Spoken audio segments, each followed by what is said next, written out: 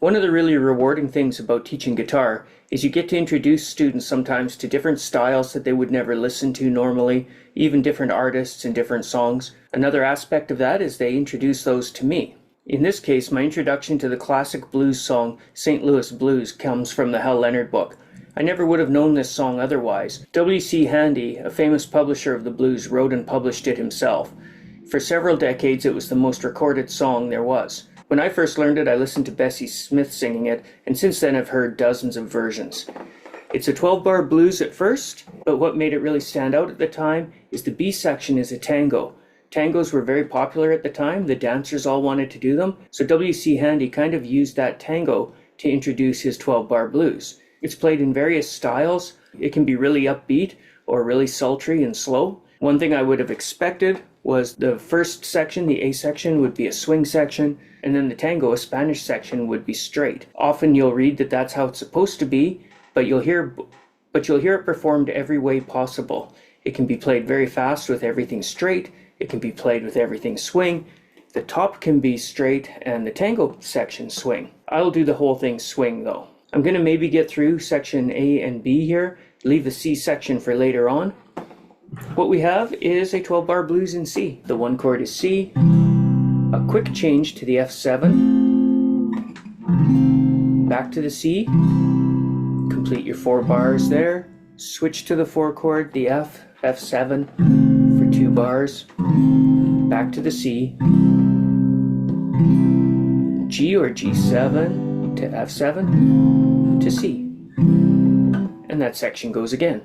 The B section switches to C minor. It can have that Eastern European sound, it can have the Spanish sound. In this, it actually sounds like a New Orleans swing to me.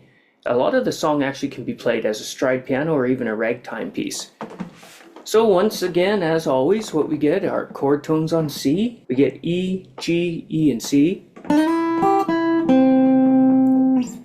The F is going to have chord tones A, C, E flat, the flat 7, a 6, a passing tone really, to the C, but a G sharp, as you know from our chromatic discussions before, G sharp's really an A flat, it's a flat 3. That gives you your bluesy sound on there. Lots of rest, as the 12-bar blues usually would have, and we're on to the F again with A, C, and D. So a 3, a 5, and a 6. 8th rest, they're using a tie in the book. 8th rest is just a little easier to write sometimes. And then the A, C, D. D is passing us up to the flat 7, the E flat, which fades us back to the D. And we're on a C chord again, all rest. G, chord tones, B, the 3, the D, the 5, and the root, the G. That hangs into the F, and then it picks up on the flat 7. You can really hear that sleazy sound on the flat 7, which wants to slide us down and off of it. I paraphrase this one quite a bit. I'm not sure whose singing I am actually copying. I always say it's Peggy Lee, but I can no longer find the version that I thought I had learned it from. So here the melody is slowly. 1 and 2 and 3, 4. 1 and 2 and 3, 4, 1. A bar of C, end of C7, F. 3, 4, 1. C and C. G.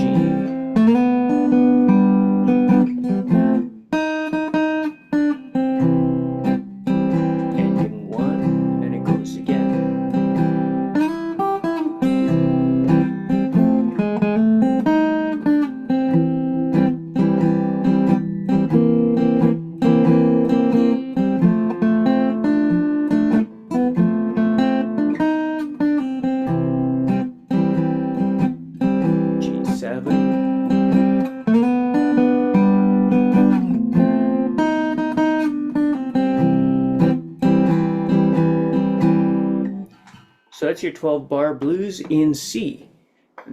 Ending 1 has a rest, ending 2 we switch to the 5 chord and move into the minor section, the tango section.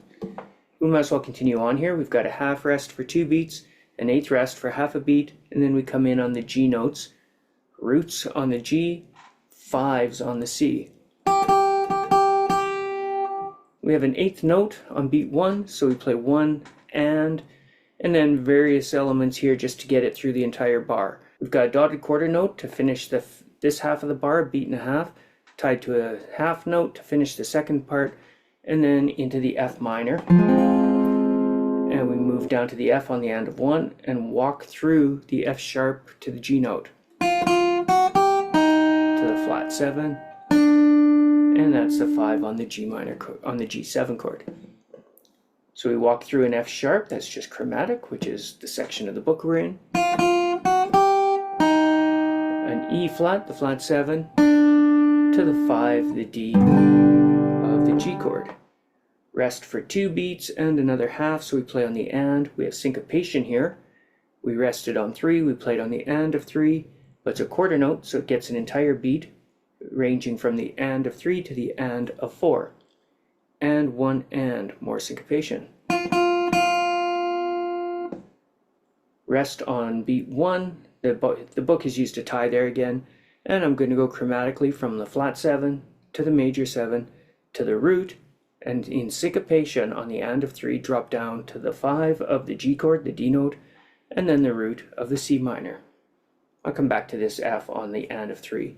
3 and 4 and 1 and 2, 3, 4, 1, 2, 3, 4, 1, 2, 3, G's on 4 and back up to these G's on the C chord. 3, 4, F, G7, 3, 4, 1, 2, 3, 2, 3, 4, 1. Ending 2, work a stop here. We landed on a C. So here it is, slowly, hopefully mostly melody. I will fill in a few chords here and there just where I can hold the beat with them. A 1 and 2, 3, 4.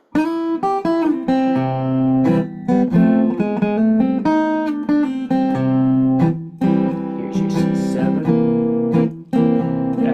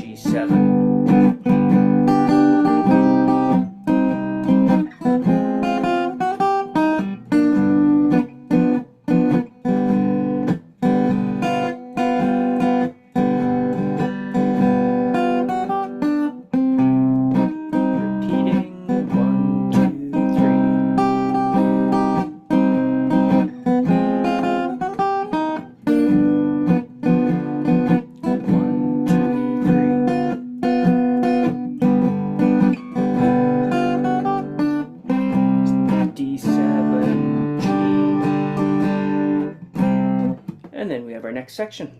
We'll leave that for another day. Thanks guys, try that out and see how it goes. See you later.